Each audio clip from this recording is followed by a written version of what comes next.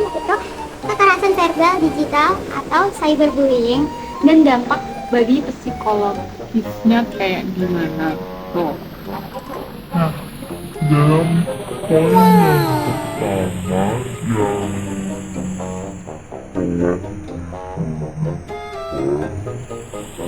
yaitu mengidentifikasi masalah sosial dan penyebabnya. Nah, dalam yang saya sudah identifikasi dari beberapa media, kasus ini itu disebabkan oleh media digital seperti WhatsApp. Nah, dari WhatsApp ini dia menyebarluaskan semacam pelecehan melalui digital chat WhatsApp. Nah, dalam chat tersebut terdapat adanya cyberbullying atau kekerasan verbal digital. Dalam perilaku ini itu termasuk pelecehan seksual. Dalam hal ini, nah dalam faktor penyebab ini yaitu dengan adanya budaya yang toksik. Jadi lingkungan sekitar yang mempengaruhi hal itu sebagai candaan toksik itu sebagai hal yang lumrah atau biasa.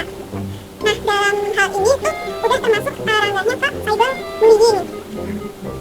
Nah dalam dampak ini terdapat 3 dampak yang sangat berpengaruh. Yang pertama yaitu dampak psikologis. Nah dampak psikologis ini mengacu pada seseorang tersebut korban gitu. Nah yang kedua yaitu dampak sosial. Nah dalam dampak ini mencakup masyarakat yang ada gitu, kayak daerah kampus tersebut, dalam kampus tersebut. Nah yang ketiga itu terdapat dampak institusional. Nah kan tahu sendiri kan UI, dari UI-nya sendiri Universitas Indonesia itu kan udah terkenal banget kayak murid-murid mahasiswanya yang berprestasi.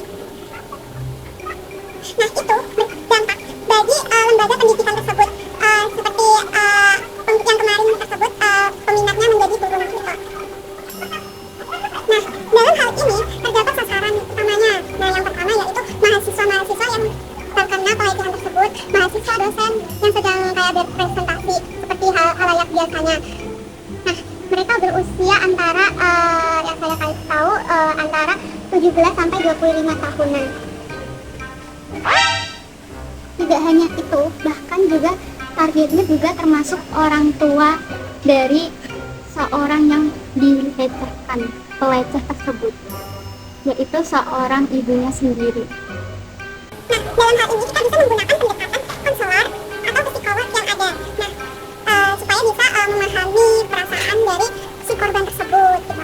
Terus, nah dari lembaga UI-nya tersebut harus memiliki otoritas yang jelas atas hukum tersebut. Gitu. Jadi kasus tersebut itu tidak dibiarkan begitu saja.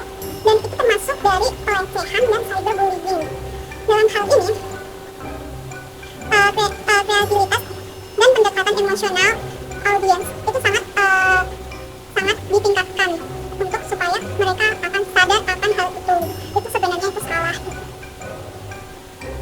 Nah, dalam hal ini saya sebagai seorang penyuluh ini bukan hanya sebagai sekadar candaan. Nah, cyberbullying ini tuh tidak termasuk kata-kata yang kayak candaan buat kayak ini kan cuma bercanda, nggak bisa semudah itu ya. Nah tapi kalau candaannya kayak begitu pasti orang tersebut kayak merasa sakit hati. Nah dari hal ini termasuk kekerasan psikologis bagi orang tersebut yang terkena dan terdampak. Nah dalam hal ini kita tahu bahwa cyberbullying ini tidak hanya dilakukan secara langsung tapi juga bisa melalui digital. Nah jadi kita sebagai seorang penyuluh juga harus bisa berpikiran dulu berkomentar atau apapun itu sebelum melakukannya gitu. Apa orang ini terkena dampaknya, dampak psikologis atau tidak gitu. Jadi kalau kita mengetik atau komen sesuatu kita harus mikirkan dampak yang akan mendatang, bukan bagi kita saja tapi bagi seorang korban tersebut.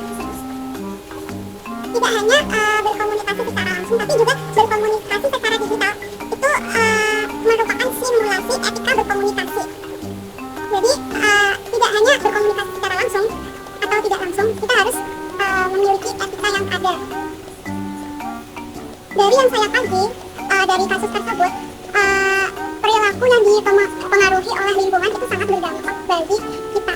Seperti yang saya jelaskan tadi, seorang yang kayak udah terbiasa lingkungannya toksik itu membiasakan diri kayak hal itu udah biasa gitu. Jadi kita kayak mengabaikan hal tersebut, kayak hal itu hal yang lumrah, padahal hal itu adalah hal yang salah. Jadi mari kita tingkatkan empati dan kesadaran dalam berkomunikasi secara langsung maupun tidak langsung. Sekian dari saya. Terima kasih. Wassalamualaikum warahmatullahi wabarakatuh.